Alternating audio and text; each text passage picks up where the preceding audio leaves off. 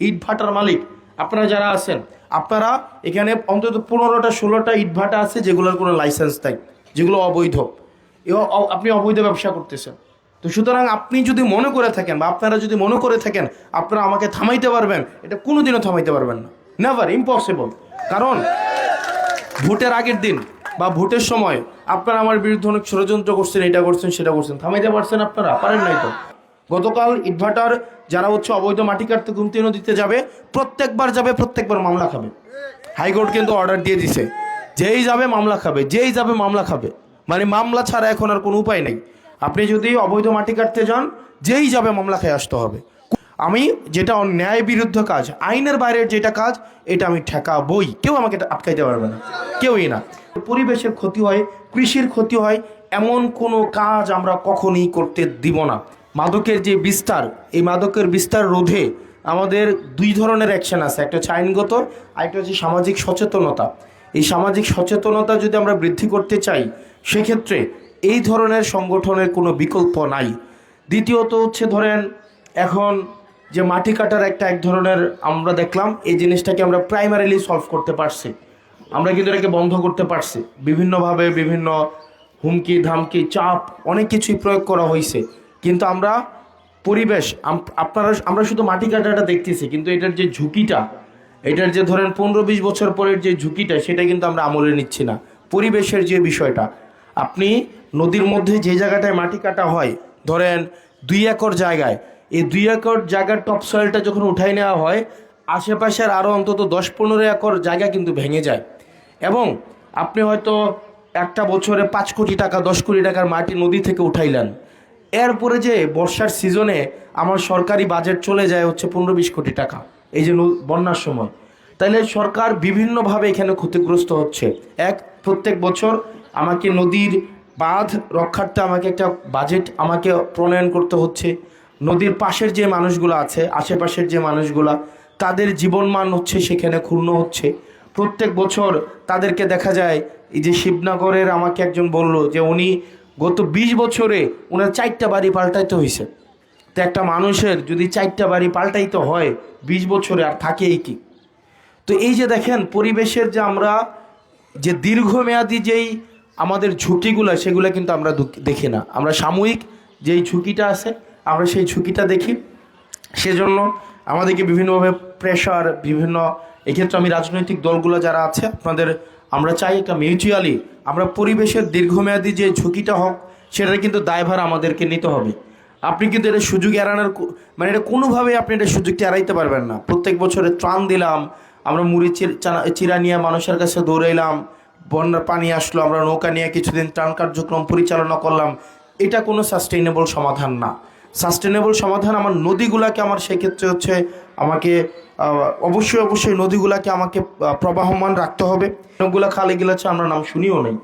আমরা এই সরকার শুরু করে আমাদের সরকার, আমরা প্রত্যেকটা বাংলাদেশে এখন যারা ক্ষমতায় আসবে, প্রত্যেকটা গভর্নমেন্টের বা ক্ষমতায় আসতে চায়, তাদের এনভায়রনমেন্টাল যে অ্যাক্টিভিটিগুলো, পরিবেশের যে অ্যাক্টিভিটিগুলো, এগুলাকে সর্বোচ্চ প্রাধান্য দিতে হবে।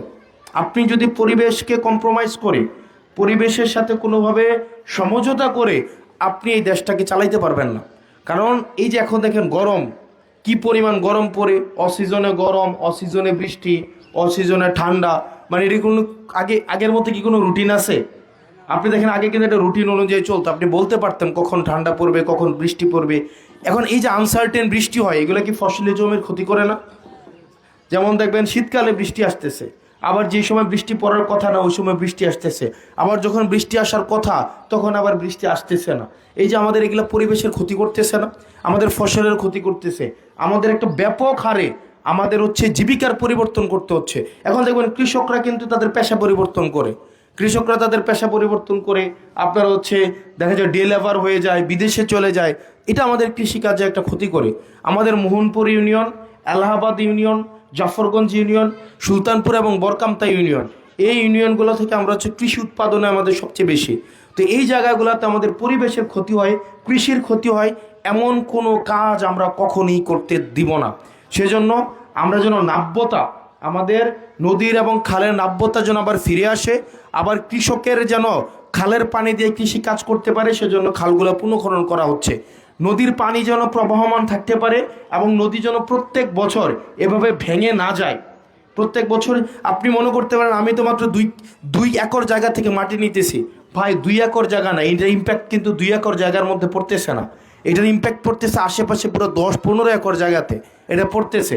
সরকার তো প্রত্যেক বছর আপনাকে এটার জন্য ভর্তুকি দিবে না, তো সেজন্য আপনাদেরকে বিকল্প ব্যবস্থা করতে হবে। সেটার জন্য ইট ভাটার মালিক যারা আছে, ইট ভাটার মালিক আপনারা যারা আছেন, আপনারা এখানে অন্তত 15টা-16টা ইট ভাটা আছে যেগুলোর কোনো লাইসেন্স নাই, যেগুলো অবৈধ, আপনি অবৈধ ব্যবসা করতেছেন।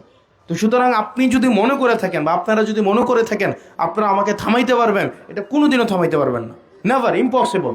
কারণ ভোটের আগের দিন বা ভোটের সময় আপনারা আমার বিরুদ্ধে অনেক ষড়যন্ত্র করছেন, এটা করছেন সেটা করছেন, থামাইতে পারছেন আপনারা? পারেন নাই তো। আমার মায়েরা সকালবেলা উঠে গিয়ে ভোট দিয়ে আসছে, তরুণরা ভোট দিয়ে আসছে। সুতরাং আমার ম্যান্ডেট তাদের কাছে, আমার ম্যান্ডেট তাদের কাছে। আমি আপনাদের কাছে কথা দিছিলাম না পরিবেশের ক্ষতি হয় অবৈধ ইটভাটা, বৈধ না, যারা সরকারকে ট্যাক্স দিয়ে ব্যবসা করেন তাদের হিসাব আলাদা, অবৈধ ইটভাটা এটা আমরা বন্ধ করব বলছিলাম না আপনাদেরকে। তার মানে আমার জবাবদিহিতা কার কাছে?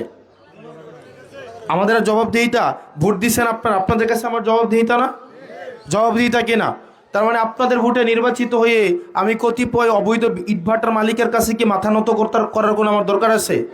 আমার দরকার আছে। তারা যদি আমাদের বিরুদ্ধে ষড়যন্ত্র করে আপনারা বাঁচাইতে আসবেন না? আসবেন তো নাকি?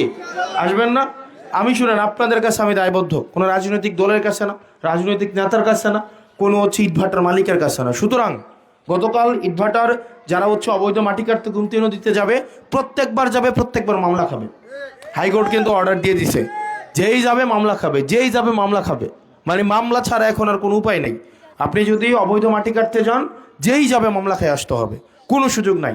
এবং অনেক নেতা আছে আমাদের আশেপাশে পরিচিত, আমরাও দুঃখজনক, তারাও এই ইটভাটার মধ্যে তাদের টাকা লাগায়। এটাকে কি যেন বলে, পত্তনে ইট কিনে, দাদন, ইয়েস, দাদনে ইট কিনে। আপনি একটা অবৈধ ব্যবসার মধ্যে আপনি টাকা দিচ্ছেন, জনগণের ক্ষতি হচ্ছে, আপনার বাচ্চাটার ক্ষতি হচ্ছে, আপনার বাচ্চা দীর্ঘমেয়াদী এখানে ক্ষতি হচ্ছে, সে সরকারকেও ট্যাক্স ফাঁকি দিচ্ছে, সেগুলো করতেছে। এখন যারা রুলস অ্যান্ড রেগুলেশন মেনে ব্যবসা করবে, সরকারের সাথে যাদের নিয়ম মেনে ব্যবসা করবে, ট্রেড লাইসেন্স যাদের আছে, যারা ইভেন যখন লাইসেন্সটা নিছে, আপনি কিন্তু লাইসেন্সের মধ্যে আপনি লিখছেন আপনার মাটির উৎসটা কোথায়। আপনি যখন সরকারকে ইটভাটা লাইসেন্সের জন্য আপনি জমা দিচ্ছেন, তখন কিন্তু ওখানে লেখা ছিল যে আপনি কোন জায়গা থেকে মাটি আহরণ করবেন, তো নিশ্চয়ই ওখান থেকে আপনি আহরণ করেন। সিম্পল। এখানে তো আমি আপনাকে ভাই বাধা দিচ্ছি না, আমি যেটা ন্যায় বিরুদ্ধ কাজ, আইনের বাইরের যেটা কাজ, এটা আমি ঠেকাবই, কেউ আমাকে আটকাইতে পারবে না, কেউই না। ইটভাটার মালিক আপনারা যারা আছেন, আপনারা এখানে অন্তত 15টা-16টা ইটভাটা আছে যেগুলোর কোনো লাইসেন্স নাই, যেগুলো অবৈধ, আপনি অবৈধ ব্যবসা করতেছেন। তো সুতরাং আপনি যদি মনে করে থাকেন বা আপনারা যদি মনে করে থাকেন আপনারা আমাকে থামাইতে পারবেন, এটা কোনোদিনও থামাইতে পারবেন না, নেভার, ইম্পসিবল। কারণ ভোটের আগের দিন বা ভোটের সময় আপনারা আমার বিরুদ্ধে অনেক ষড়যন্ত্র করছেন, এটা করছেন সেটা করছেন, থামাইতে পারছেন আপনারা? পারেন নাই তো। আমার মায়েরা সকালবেলা উঠে গিয়ে ভোট দিয়ে আসছে, তরুণরা ভোট দিয়ে আসছে। সুতরাং আমার ম্যান্ডেট তাদের কাছে, আমার ম্যান্ডেট তাদের কাছে। আমি আপনাদের কাছে কথা দিছিলাম না পরিবেশের ক্ষতি হয় অবৈধ ইটভাটা, বৈধ না, যারা সরকারকে ট্যাক্স দিয়ে ব্যবসা করেন তাদের হিসাব আলাদা, অবৈধ ইটভাটা এটা আমরা বন্ধ করব বলছিলাম না আপনাদেরকে। তার মানে আমার জবাবদিহিতা কার কাছে? আমাদের জবাবদিহিতা, ভোট দিচ্ছেন আপনারা, আপনাদের কাছে আমার জবাবদিহিতা না, জবাবদিহিতা কিনা? তার মানে আপনাদের ভোটে নির্বাচিত হয়ে আমি কতিপয় অবৈধ ইটভাটার মালিকের কাছে কি মাথা নত করার কোনো আমার দরকার আছে? আমার দরকার আছে। তারা যদি আমাদের বিরুদ্ধে ষড়যন্ত্র করে আপনারা বাঁচাইতে আসবেন না? আসবেন তো নাকি? আসবেন না? আমি শুনেন, আপনাদের কাছে আমি দায়বদ্ধ, কোনো রাজনৈতিক দলের কাছে না, রাজনৈতিক নেতার কাছে না, কোনো ইটভাটার মালিকের কাছে না। সুতরাং গতকাল ইটভাটার যারা অবৈধ মাটি কাটতে গুমতি নদীতে যাবে, প্রত্যেকবার মামলা খাবে। হাইকোর্ট কিন্তু অর্ডার দিয়ে দিছে, যেই যাবে মামলা খাবে, যেই যাবে মামলা খাবে। মানে মামলা ছাড়া এখন আর কোনো উপায় নেই। আপনি যদি অবৈধ মাটি কাটতে যান, যেই যাবে মামলা খেয়ে আসতে হবে, কোনো সুযোগ নাই। এবং অনেক নেতা আছে আমাদের আশেপাশে পরিচিত, আমরাও দুঃখজনক, তারাও এই ইটভাটার মধ্যে তাদের টাকা লাগায়। এটাকে কি যেন বলে, পত্তনে ইট কিনে, দাদন, ইয়েস, দাদনে ইট কিনে। আপনি একটা অবৈধ ব্যবসার মধ্যে আপনি টাকা দিচ্ছেন, জনগণের ক্ষতি হচ্ছে, আপনার বাচ্চাটার ক্ষতি হচ্ছে, আপনার বাচ্চা দীর্ঘমেয়াদী এখানে ক্ষতি হচ্ছে, সে সরকারকেও ট্যাক্স ফাঁকি দিচ্ছে, সেগুলো করতেছে। এখন যারা রুলস অ্যান্ড রেগুলেশন মেনে ব্যবসা করবে, সরকারের সাথে যাদের নিয়ম মেনে ব্যবসা করবে, ট্রেড লাইসেন্স যাদের আছে, যারা ইভেন যখন লাইসেন্সটা নিছে আপনি কিন্তু লাইসেন্সের মধ্যে আপনি লিখছেন আপনার মাটির উৎসটা কোথায়। আপনি যখন সরকারকে ইটভাটার লাইসেন্সের জন্য আপনি জমা দিচ্ছেন তখন কিন্তু ওখানে লেখা ছিল যে আপনি কোন জায়গা থেকে মাটি আহরণ করবেন, তো নিশ্চয়ই ওখান থেকে আপনি আহরণ করেন। সিম্পল, এখানে তো আমি আপনাকে ভাই বাধা দিচ্ছি না। আমি যেটা ন্যায় বিরুদ্ধ কাজ, আইনের বাইরের যেটা কাজ, এটা আমি ঠেকাবই, কেউ আমাকে এটা আটকাইতে পারবে না, কেউই না। তো সেজন্য আপনারা যারা আছেন, আমি এই যে ইঞ্জিনিয়ারের কাছে আমি এখানে আসার পরে এই রাস্তাটা আমি দেখলাম, আমিও নেই। আমরা এই সরকার শুরু করে আমাদের সরকার, আমরা প্রত্যেকটা বাংলাদেশে এখন যারা ক্ষমতায় আসবে, প্রত্যেকটা গভর্নমেন্টের বা ক্ষমতায় আসতে চায়, তাদের এনভায়রনমেন্টাল যে অ্যাক্টিভিটিগুলো, পরিবেশের যে অ্যাক্টিভিটিগুলো, এগুলোকে সর্বোচ্চ প্রাধান্য দিতে হবে। আপনি যদি পরিবেশকে কম্প্রোমাইজ করে, পরিবেশের সাথে কোনোভাবে সমঝোতা করে আপনি এই দেশটাকে চালাইতে পারবেন না। কারণ এই যে এখন দেখেন গরম, কি পরিমাণ গরম পড়ে, অসিজনে গরম, অসিজনে বৃষ্টি, অসিজনে ঠান্ডা, মানে এর কোনো আগের মধ্যে কি কোনো রুটিন আছে?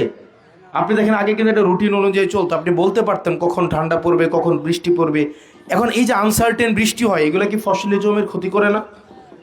যেমন দেখবেন শীতকালে বৃষ্টি আসতেছে, আবার যে সময় বৃষ্টি পড়ার কথা না ওই সময় বৃষ্টি আসতেছে, আবার যখন বৃষ্টি আসার কথা তখন আবার বৃষ্টি আসতেছে না।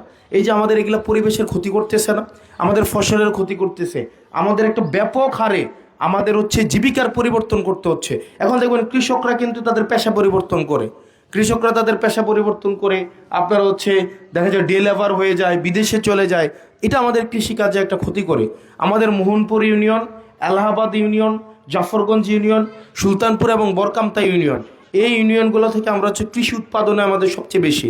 তো এই জায়গাগুলোতে আমাদের পরিবেশের ক্ষতি হয়, কৃষির ক্ষতি হয়, এমন কোনো কাজ আমরা কখনই করতে দিব না। সেজন্য আমরা যেন নাব্যতা, আমাদের নদীর এবং খালের নাব্যতা যেন আবার ফিরে আসে, আবার কৃষকের যেন খালের পানি দিয়ে কৃষি কাজ করতে পারে, সেজন্য খালগুলো পুনঃখনন করা হচ্ছে। নদীর পানি যেন প্রবাহমান থাকতে পারে এবং নদী যেন প্রত্যেক বছর এভাবে ভেঙে না যায়।